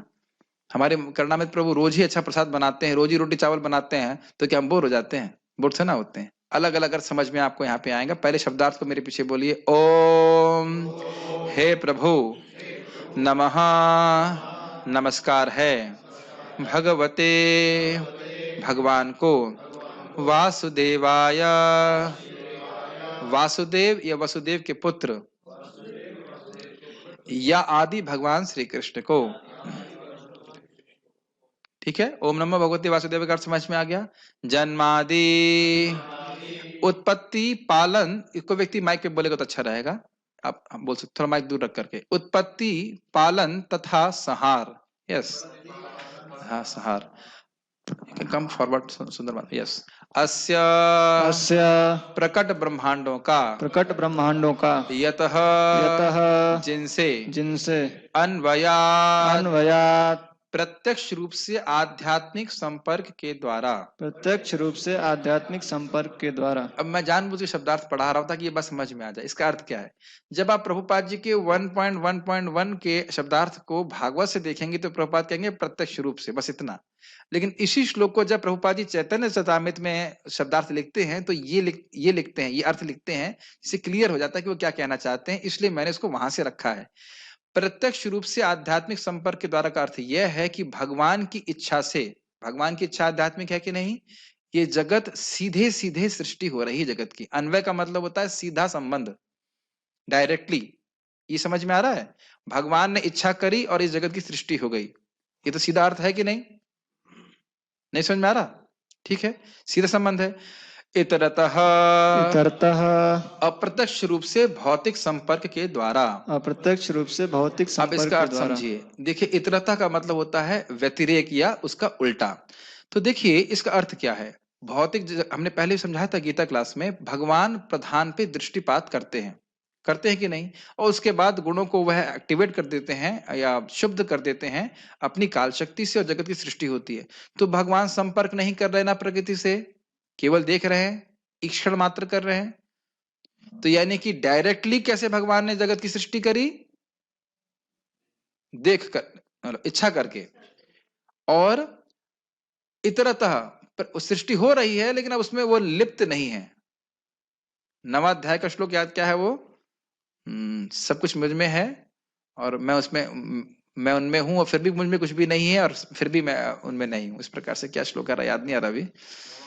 9वें अध्याय का श्लोक है ना, अभी याद नहीं आ रहा। लेकिन ये अर्थ है, भगवान की इच्छा से जगत की सृष्टि होती है, डायरेक्टली भगवान की इच्छा, ये मानते हैं? ये तो है ना। हाँ अभी याद नहीं आ रहा, 9 पॉइंट समवेयर, याद नहीं आ रहा। मया ततम इदम सर्वम जगद व्यक्त मूर्ति नाम स्थानि सर्वभूतानि एदम धार कंफ्यूज कर दे रहे हो। मया ततम इदम सर्वम जगद अव्यक्त मूर्ति नाम स्थानि सर्वभूतानि नाचम तेषु नाचा हम तेषु अवस्थितम। ये श्लोक है कि मया ततम इदम सर्वम जगद अव्यक्त मूर्ति नाम, मैं इस जगत में पूरी जगह व्याप्त हूं और अमूर्ति रूप से, साक्षात रूप से नहीं, अपनी शक्तियों के द्वारा। मत्स्थानी सर्वभूतानि, सारे सभी कुछ मुझ में ही स्थित हैं। नाचाहम तेषु अवस्थित, लेकिन मैं उनमें नहीं हूं। तो इसका अर्थ क्या हुआ कि भगवान की शक्ति पे सब कुछ आश्रित है, जितना भी पूरा जगत ब्रह्मांड है, और भगवान की इच्छा से जगत की सृष्टि होती है, लेकिन भगवान पूरी तरह से निर्लिप्त है। मेरी बात आप समझ पा रहे हैं? प्लीज इसको समझने का प्रयास करिए। यहाँ जो प्रभुपाद जी अर्थ ले रहे हैं, अन्वयात का अर्थ है भगवान की इच्छा से जगत की सृष्टि हुई डायरेक्टली, और भगवान इच्छा से हुई हुई मतलब भगवान जान रहे हैं कि अब सृष्टि हो रही है। अन्वयात इतरतः और अभिज्ञ और अर्थेशु, इसको तीनों को एक साथ ले लेना पड़ेगा। अभिज्ञ का मतलब होता है कॉन्शियस, और अर्थेशु मतलब जगत में जो कुछ भी सृष्टि हो रही है, पृथ्वी जल अग्नि जो भी कुछ हो रहा है, इनके संबंधों में भगवान सीधे सीधे आध्यात्मिक दृष्टि से जानते हैं। प्रभुपाद एग्जाम्पल देंगे अपने तात्पर्य में, जैसे चीफ इंजीनियर जानता है हाँ वो मकान बन रहा है वहां पे, तो वो उसकी इच्छा से बन रहा है कि नहीं बन रहा है, लेकिन अब खुद जाकर के वह ईंट पत्थर नहीं ढो रहा है, तो वह हो गया इतरतः। अब समझ में आया? उसकी इच्छा से बन रहा है, उसके डिजाइन के हिसाब से बन रहा है, वो जान रहा है मकान बन रहा है, लेकिन खुद ईंटे पत्थर नहीं उठा रहा है। तो भौतिक शक्तियां भगवान की शक्तियां हैं, तो भौतिक शक्तियां भगवान की इच्छा से डायरेक्टली कार्य कर रही हैं और जगत की सृष्टि कर रही हैं। समझ में आ रहा है बात कृष्ण प्रभु? लेकिन ये चीज मुझे समझने में बहुत टाइम लगा था, लेकिन चेतन चरितामृत जब पढ़ा मैंने अभी कुछ समय पहले, तब ये बात मुझे ठीक से समझ में आई। बहुत अच्छी तरह से आप वहां पे भी समझेंगे। मेरी बात आप समझ पा रहे हैं? भगवान की इच्छा से सीधे सीधे जगत की सृष्टि हुई, और भगवान जानते हैं, ऐसा नहीं है कि भगवान जड़ पदार्थ है, अभिज्ञ है, वो जान रहे हैं कि जगत की सृष्टि हुई, ठीक। लेकिन अतरतः का अर्थ यह हुआ कि भगवान की इच्छा से उनकी भौतिक शक्तियां सृष्टि कर रही हैं, वो खुद उसमें प्रवेश, खुद उसमें जो है वो मेहनत नहीं कर रहे हैं। मेरी बात समझ में आ रहा है? ओके। तो अन्वयात इतरतः, अप्रत्यक्ष रूप से भौतिक संपर्क के द्वारा, ये बोला हम लोगों ने। हाँ मेरे पीछे बोलिए। इतरतः, इतरतः अप्रत्यक्ष रूप से भौतिक संपर्क के द्वारा, अप्रत्यक्ष रूप से भौतिक संपर्क के द्वारा, तथा तथा अर्थेषु अर्थेषु उद्देश्यों में, उद्देश्यों आप में, इसको समझिए। अर्थेषु इस जगत के जन्म स्थिति और संहार के उद्देश्य के संबंध में भगवान सीधे डायरेक्टली और इनडायरेक्टली रूप से अभिज्ञ यानी कि कॉन्शियस हैं। इस जगत की के जन्म स्थिति और संहार के संबंध में भगवान सीधे सीधे जानते हैं, सीधे सीधे उनकी इज कॉन्शियस, कॉन्शियस समझते हैं, वो सचेत हैं, और इनडायरेक्टली भी सचेत है, मतलब वो प्रकृति के द्वारा सचेत है, प्रकृति कार्य करे। जैसे मजदूर जान रहा है कि मकान बन रहा है कि नहीं, तो मजदूर सचेत है कि नहीं, लेकिन मजदूर के सचेत होने में और चीफ इंजीनियर के सचेत होने में अंतर है कि नहीं? क्या मजदूर अपनी इच्छा से मकान बना देगा? नहीं बनाएगा, वह चीफ इंजीनियर की अध्यक्षता में कार्य कर रहा है। बहुत सुंदर एग्जाम्पल श्री प्रभुपाद दे रहे हैं, अब तो मैं समझ रहा हूं, समझ में आ जाएगा। इससे ये स्थापित होता है, क्या स्थापित होता है? अभिज्ञ, बोलिए, पूर्ण रूप से अवगत, पूर्ण रूप से अवगत। इसका अर्थ यह है कि सृष्टि के करने वाला कोई जड़ पदार्थ नहीं है, उसके पीछे एक व्यक्ति है, ये समझना चाहिए। अभिज्ञ मतलब होता है, जैसे आप लोग समझ रहे हैं ना, आप लोग के पास ज्ञान शक्ति है, कई बार जानते हो इस बात को, तो आप समझ रहे हैं कि आप भागवत क्लास में बैठे हैं कि गीता क्लास हो रही है, चैतन्य चरितामृत हो रहा है। अभिज्ञ हैं, समझ में आ रहा है? हम भी कुछ कुछ हद तक जानते हैं, लेकिन हम सब कुछ नहीं जानते हैं। तो भगवान जो है वो सब कुछ जानते हैं। जैसे चीफ इंजीनियर मोटा मोटा जितना कुछ भी हो रहा है वो सब जानता है, उदाहरण से, लेकिन उसमें लिप्त नहीं हो रहा, वो अपने हाथ नहीं लगा रहा है, वहां पे ईंट नहीं उठा रहा है। अब तो शायद समझ में आ गया होगा अभिज्ञ का अर्थ। तो आपको क्या लेना है यहाँ पे, जो प्रभुपाद अर्थ ले रहे हैं, अन्वयात इतरतः च अर्थेषु अभिज्ञ, तीनों को एक साथ लेना पड़ेगा, तब समझ में आएगा। आप समझ में आ रहा है कि भागवत का श्लोक कितना गंभीर है, लेकिन मुझे लगता है कि कोई भार लग रहा होगा, इज नॉट? जैसे हम लोग फिजिक्स केमिस्ट्री में बड़ा, अरे ये प्रॉब्लम सॉल्व नहीं हो रही तो दिमाग गर्म होने लगता था, ऐसा नहीं होता है. Very nice. We can meditate on Krishna. एक बात वैसे मैं पहले ही बोल दे रहा हूँ, जब भक्त साथ में आकर भागवत को श्रवण करते हैं तो भगवान के लिए उत्सव होता है. इसको हम 1.1.2 में पढ़ेंगे. तो ये भगवान के लिए उत्सव है जो चलता ही रहेगा जब तक हमारे जीवन है. स्वराट स्वराट पूर्ण रूप से स्वतंत्र. इसकी व्याख्या तुमने कर दी थी. तो कोई भगवान को टोकने वाला है नहीं. पूछे क्यों आपने सृष्टि कर दी, क्या कर दी, वो उनकी इच्छा. तेने प्रदान किया ब्रह्म वैदिक ज्ञान हृदय की चेतना यह जो आदि कवये प्रथम सर्जित जीव के लिए. कौन है सर्जित जीव? ब्रह्मा जी. तो इन शब्दों के अर्थ को हमने एक साथ तो समझ ही लिया, खाली पढ़ते जा रहे ताकि कहीं कोई डाउट न रहे. मोहयंते मोहित होते हैं. यत् जिनके विषय में सूर्यः बड़े बड़े मुनि तथा देवता. तो प्रेम कृष्ण प्रभु, मोहयंती यत सूर्यः का अर्थ क्या हुआ? अच्छा, आपने वो देखा नहीं होता था. जिनके विषय में, जिस ज्ञान के, जिस वैदिक ज्ञान के विषय में, वेद का अर्थ है भगवान को जानना, तो भगवान के विषय में बड़े बड़े मुनि और देवता भी भ्रमित हो जाते हैं. जैसे कि इंद्र भ्रमित हो गए थे ना गोवर्धन लीला में. यस. ब्रह्मा जी भ्रमित हुए कि नहीं? यस. अच्छा, कैसे भ्रमित हो जाते हैं? तेजः अग्नि वारी जल मृदाम पृथ्वी यथा जिस प्रकार तेज वारी मृदा. अब तो समझाने की जरूरत नहीं है. अग्नि में जल में मिट्टी, इस प्रकार से दिखता है, लोग भ्रमित हो जाते हैं. ऐसे देवता भी भ्रमित हो जाते हैं. विनिमयः क्रिया प्रतिक्रिया यत्र जहां पर त्रिसर्गः सृष्टि के तीन गुण सृष्टिकारी शक्तियां. अब देखिए यहाँ प्रभुपाद जी क्या कह रहे हैं. विनिमय का अर्थ है एक्सचेंज का अर्थ समझ लेना चाहिए. बहुत अच्छे अर्थ है, एक एक शब्द के अलग अलग अर्थ हैं. क्रिया प्रतिक्रिया क्यों कह रहे हैं? गुणों की क्रिया प्रतिक्रिया हो रही है. कभी रजोगुण बढ़ रहा है, कभी सत्वगुण बढ़ रहा है, कभी तमोगुण बढ़ रहा है. यह भी अर्थ हम यहाँ पे समझ रहे हैं. एक और अर्थ हम प्रभुपाद के शब्दार्थ में समझ रहे हैं कि गुणों की क्रिया प्रतिक्रिया से ये त्रिसर्ग की सृष्टि हो रही. त्रिसर्ग मतलब रजोगुण तमोगुण और सत्वगुण से होने वाली सृष्टि. जो लोग गीता पढ़े हैं उन सबको समझते हैं गुणों का मतलब क्या है. अमृषा सत्यवत. सत्य जैसी, सत्य है भगवान कृष्ण, उनका क्या गुण है? सच्चिदानंद. तो सत्य जैसी, चिद जैसी और आनंद जैसी ये सृष्टि लगती है, जबकि ऐसी है नहीं. अब तो समझ में आ रहा होगा, इज इट नॉट? कई बार समझाया इस बात को. धामना समस्त दिव्य सामग्री के साथ यानी कि भगवान के नाम रूप गुण लीला, ये सभी भगवान की सामग्री हो गई ना, दिव्य सामग्री. तो इसके संग भगवान स्वेना अपने से सदा सदैव निरस्त अनुपस्थिति के कारण त्यक्त कुहकम मोह को. तो इसका अर्थ क्या है? अब आप ये देखिए, जैसे सूरज में कितना अंधकार है? बिल्कुल नहीं है. ठीक है ना? तो उसी प्रकार से भगवान में कितनी माया है? बिल्कुल नहीं है. तो यही कह रहे हैं कि अपनी दिव्य सामग्री से, यानी भगवान के नाम रूप गुण लीला, कभी भी माया के सृष्टि नहीं है. माया उनको कभी स्पर्श नहीं कर सकती है. समझ में आ रहा है? यस. सत्यम सत्य को परम धीमहि मैं ध्यान करता हूँ.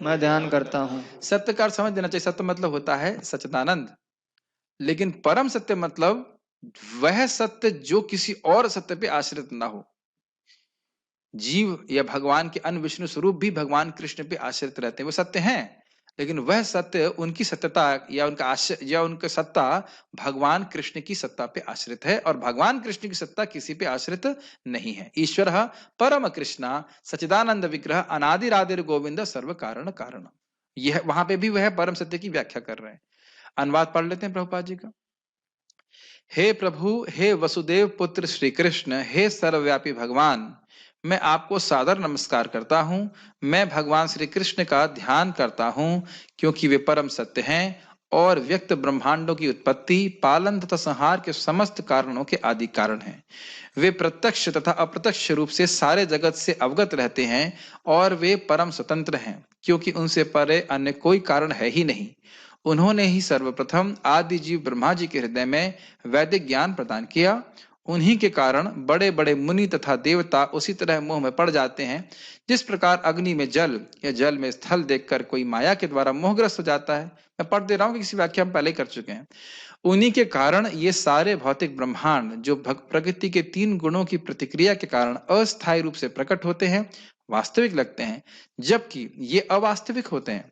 अतः मैं उन भगवान श्री कृष्ण का ध्यान करता हूं जो भौतिक जगत के भ्रामक रूपों से सर्वथा मुक्त हैं, मुक्त अपने दिव्य धाम में निरंतर वास करते हैं। मैं उनका ध्यान करता हूं क्योंकि वे ही परम सत्य हैं। अब हम लोग 15 मिनट है तो हम लोग थोड़ा सा श्रीधर स्वामी जी की टीका को शुरू करते हैं, नहीं तो ऐसा लगेगा हमें कुछ किया ही नहीं इसका, और उसके बाद 8:30 पे हम लोग जाएंगे। या फिर कुछ प्रश्न ले लूं मैं, क्या करना चाहिए? मेरे ख्याल से हम कुछ प्रश्न देख लेते हैं। और कभी प्रश्न ये मत करना कि उड़द की दाल कार्तिक में खा सकते हैं कि नहीं खा सकते, ये सब प्रश्न भागवत कक्षा में मत कीजिएगा। जो भी प्रश्न करेंगे वो उस क्लास के संबंध में होना चाहिए। मैं देख लेता हूँ यहाँ तक कोई प्रश्न है कि नहीं।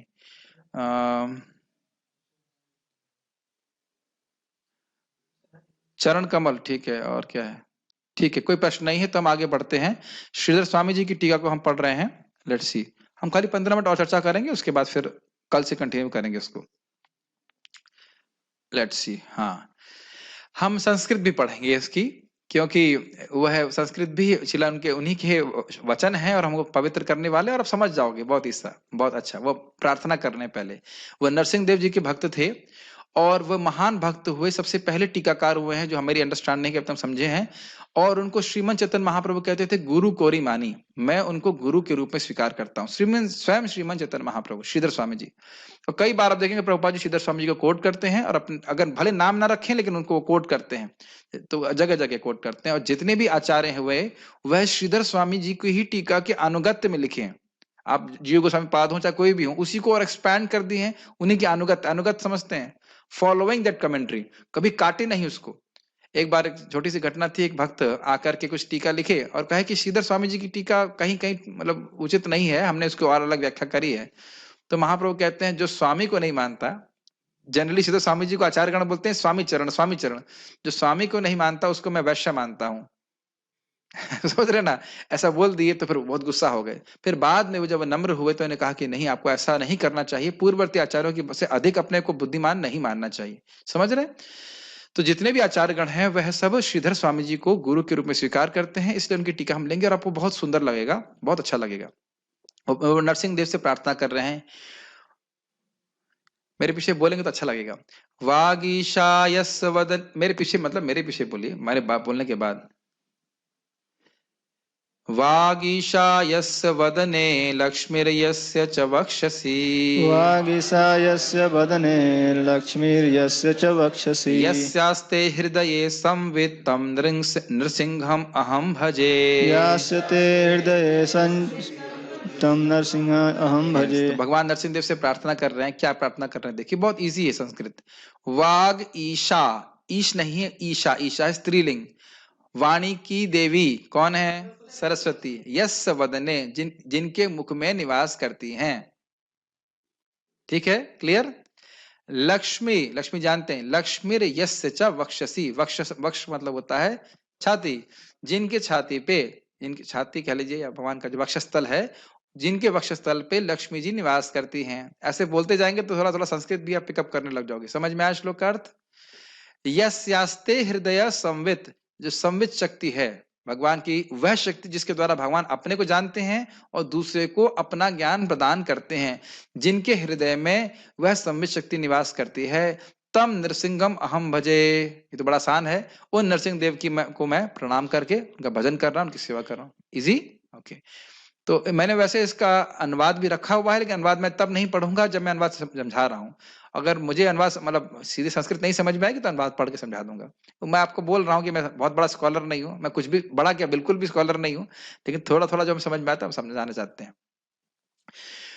मेरे पीछे बोलिए। विश्व सर्ग विसर्गादि, विश्व सर्ग विसर्गादि, नव लक्षण लक्षितम, नव लक्षण लक्षितम, श्री कृष्णाख्यम परम धाम, श्री कृष्णाख्यम परम धाम, जगत धाम नमामि तत्, जगत धाम नमामि तत्।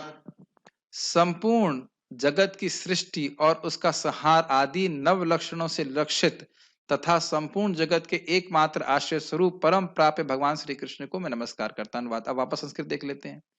विश्व सर्ग, विसर्गादि, ये सब नव लक्षण लक्षितम, ये इस जगत की सृष्टि और उसके विसर्ग आदि जो भी है वह भगवान के लक्षण है। कौन से लक्षण है? अभी क्या पढ़ाया था? तटस्थ लक्षण। समझ में आया? समझ में आ रहा है? ठीक है।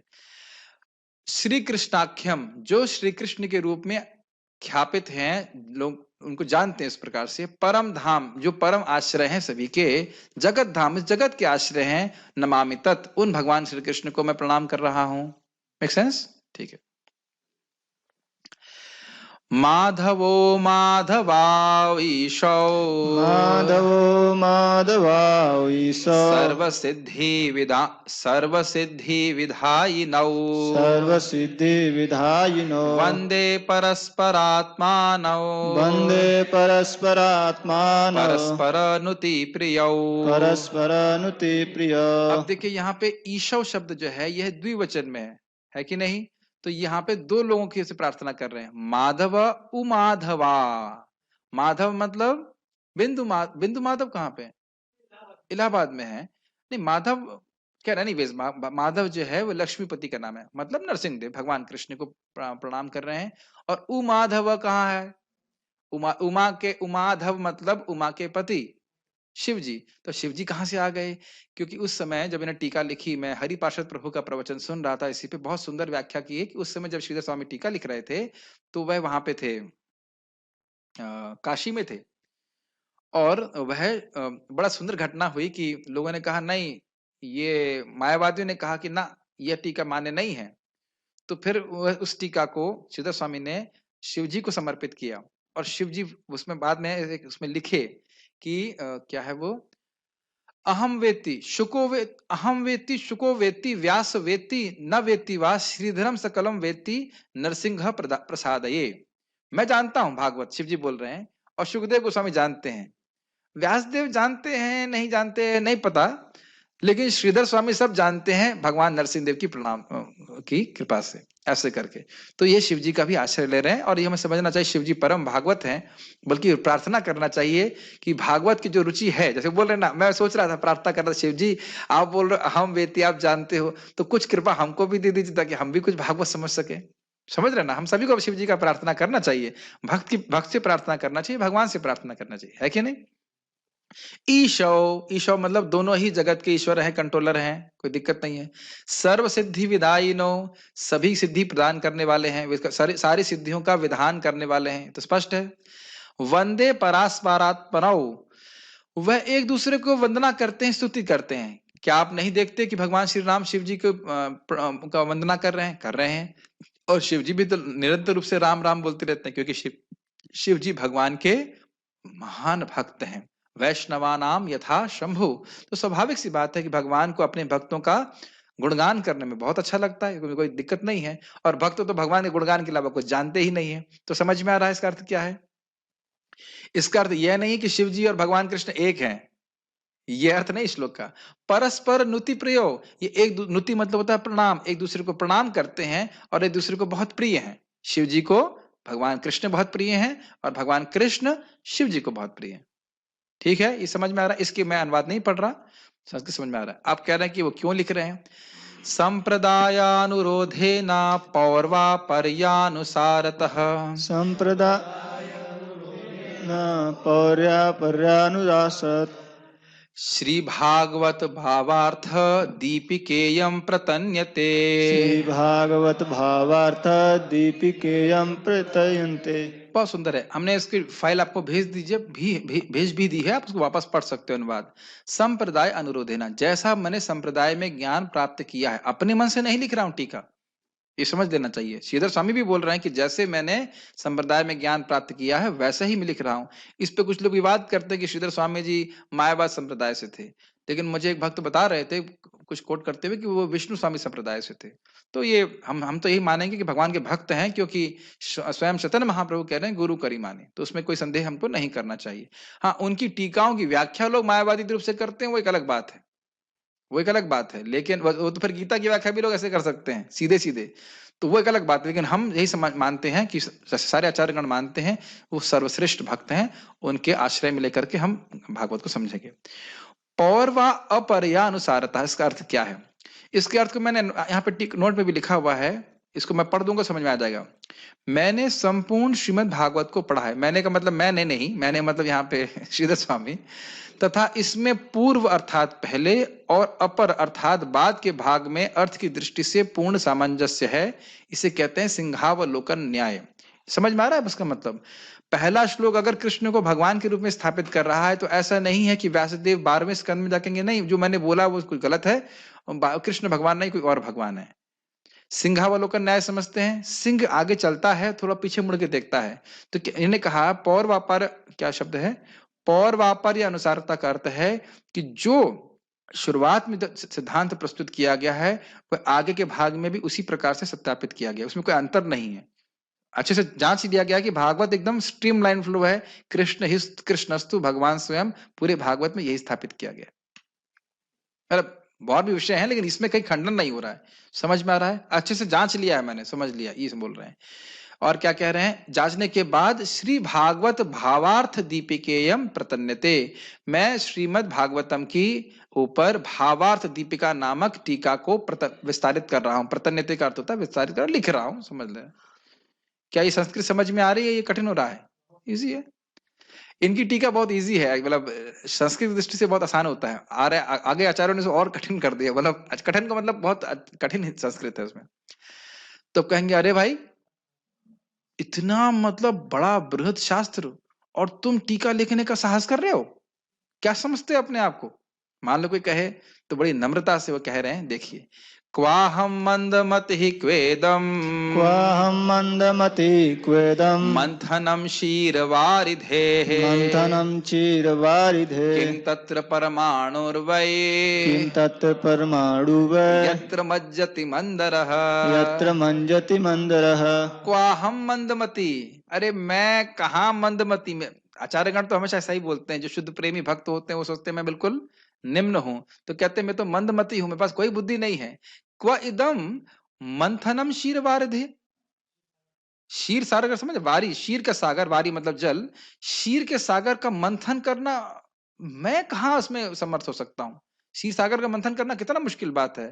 तो कह रहे हैं किम तत्र परमाणु वै यत्र मज्जति मंदरः, जहां पे मंदराचल भी, जिस प्रकार से क्षीर सागर में मंदराचल डूब गया था, तो मैं तो परमाणु हूं, मैं क्या मंथन करूंगा?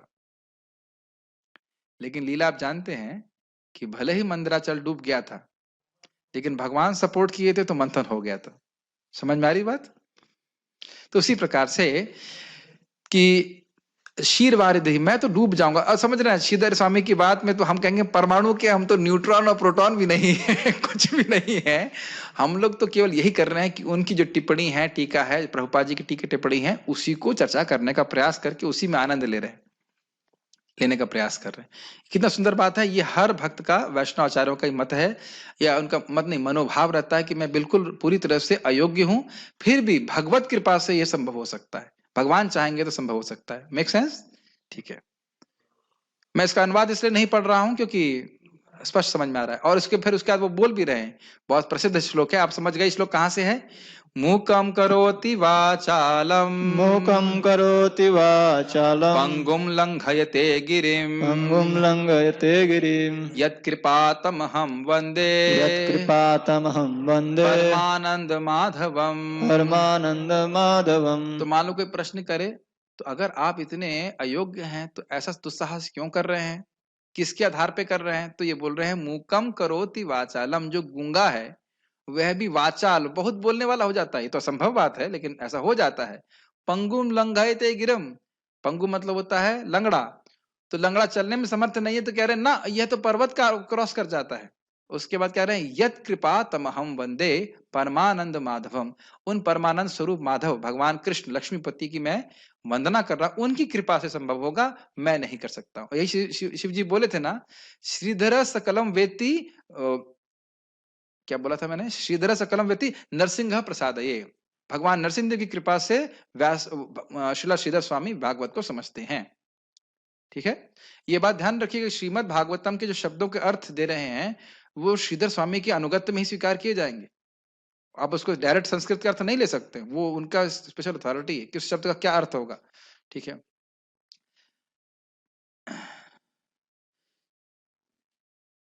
श्रीमद्भागवताब्धिसुरतरुस्ताराङ्कुरा सज्जनी भागवताब्धि नहीं, गलत हो गया। श्रीमद्भागवताभिधासुरतरुस्ताराङ्कुरः सज्जनिः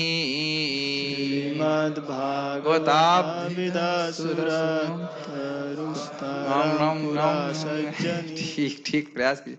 स्कन्देर्द्वादशभिस्ततः प्रबलिसद् भक्त्यालवालोदयः स्कन्धद्वादशाभिशततः प्रविलसत्। चलिए मैं ही बोल देता हूँ। द्वात्रिंशस्त्रिशतं च यस्य विलच शाखा सहस्राण्यलम् पर्णानि अष्टदशेष्टदोति सुलभो ववर्तिर सर्वोपरि। अब इसको हम सीधे सीधे अनुवाद पढ़ लेते हैं, आसानी होगा। इस पुराण को श्रीमद् भागवत कहते हैं। अभिध मतलब बोला जाता है, और यह पुस्तक मात्र नहीं है, अपितु यह सुरतरु अर्थात कल्प वृक्ष है जो देवताओं के लोक में पाया जाता है। तारांकरः, जैसे कोई भी वृक्ष एक बीज से उत्पन्न होता है, उसी प्रकार तार अर्थात ओम इस श्रीमद् भागवत पुराण रूपी वृक्ष का अंकुर है। यानी कि ओम का ही विस्तार है गायत्री, और गायत्री का विस्तार है श्रीमद् भागवतम। ओम बीज है पूरे श्रीमद् भागवतम का। इस समझ में आए? सज्जनि अर्थात सत अर्थात आध्यात्मिक जगत, अर्थात यह आध्यात्मिक जगत में इस श्रीमद् भागवत रूपी वृक्ष के नहीं होना चाहिए, वृक्ष का जन्म हुआ। यह भौतिक जगत में प्रकट हुआ है, परंतु उसका स्रोत आध्यात्मिक जगत में है। समझ में आया? तारांकुरः सज्जनी, इसका अंकुर जो है ये जगत में प्रकट हो रहा है भागवत, लेकिन इसकी ये हुआ कहां से, आया कहां से, अंकुर कहां से हुआ इसका? आध्यात्मिक जगत से। भागवतम श्रीमद् भागवतम ये शाश्वत ग्रंथ है, समझना चाहिए। प्रकट और प्रकट होता है सूर्य की तरह। इसकी व्याख्या आगे होगी।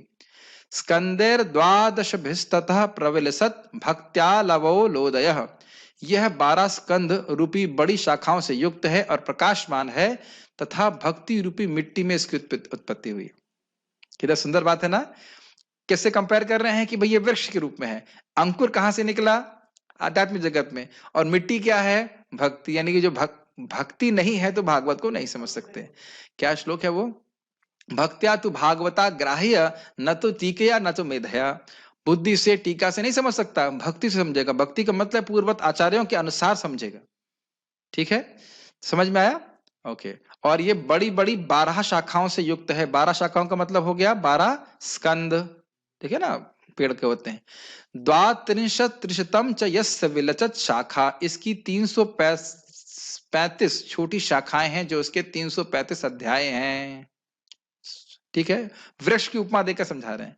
शस्त्राण्य अलम पर्णानि अष्टदशेष्ट दोति सुलभो विवर्ति सर्वोपरि, इसके 18,000 श्लोक रूपी पत्ते हैं। समझ में आ रहा होगा? वृक्ष से उपमा दी जा रही है, जो सभी अभिप्रेत कामनाओं को पूर्ण करने वाले हैं। धर्म, अर्थ, काम, मोक्ष, भगवत प्रेम, जो चाहो सब प्राप्त हो जाएगा, लेकिन हमें प्रेम प्राप्ति के ही भागवत पढ़ना चाहिए। इस तरह से अत्यंत सुलभ यह महापुराण सभी पुराणों से श्रेष्ठ है। ये व्याख्या करके अब हम आज नहीं करेंगे, कल श्री स्वामी बताएंगे किस प्रकार से ये श्लोक बोल क्यों रहे हैं, इसका क्या बात है, क्या उद्देश्य है। 1.5 घंटे से अधिक तो मैं समझता हूं कि धैर्य नहीं होगा, तो हम लोग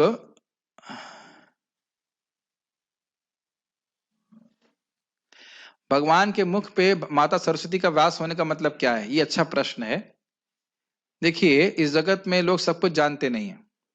नहीं, ऐसे समझिए, इस जगत में लोग कुछ 2 प्रकार के टीचर हो गए, जो जानते हैं लेकिन बता नहीं पाते, समझा नहीं पाते, और कुछ लोग होते हैं जो नहीं जानते हैं, समझाने में बड़े एक्सपर्ट होते हैं। प्राय जगत में लोग इसी प्रकार के होते। लेकिन भगवान ऐसे हैं कि जानते सब कुछ हैं, और ऐसे समझाते हैं कि बस वो व्यक्ति तुरंत समझ जाएगा। तो ये भगवान की विशेष मतलब शक्ति है। उनकी जो वाणी से बोलते हैं वो कभी गलत होता ही नहीं है, वो कभी झूठा होता ही नहीं है। तो इस तरह समझना चाहिए। हमने यहाँ पे संदीपनी मुनि भगवान को आशीर्वाद देते हैं वैसे कि तुम जो कुछ भी बोलोगे तो सब सत्य रहेगा, ऐसे करके। वैसे तो भगवान का नित्य गुण है, ठीक है।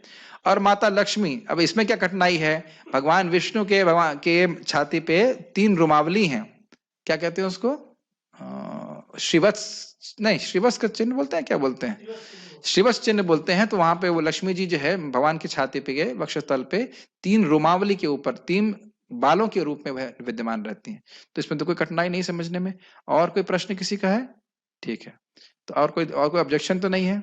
ठीक है, तो आप सभी लोग तैयार हैं? हम लोग, मुझे लगता है कि कम से कम 20-25 दिन तो लग जाएगा एक पहले श्लोक को समझने में, और उम्मीद है कि आप लोग कुछ लोग अच्छे लग रहे होंगे, ठीक है, समझ में आ रही होगी। तो यहाँ पे हम रुकते हैं। कल भगवान, आज हम लोग चैतन्य चरितामृत क्लास नहीं कर रहे हैं, थोड़ा डिपेंड करेगा, समय मिलेगा तो हम करेंगे, नहीं तो नहीं करेंगे। अब इसको आप पढ़िएगा। आप, एक निवेदन है कि सारी फाइल्स आप लोगों को टेलीग्राम के माध्यम से भेज दी गई हैं, जितना पढ़ाया गया है।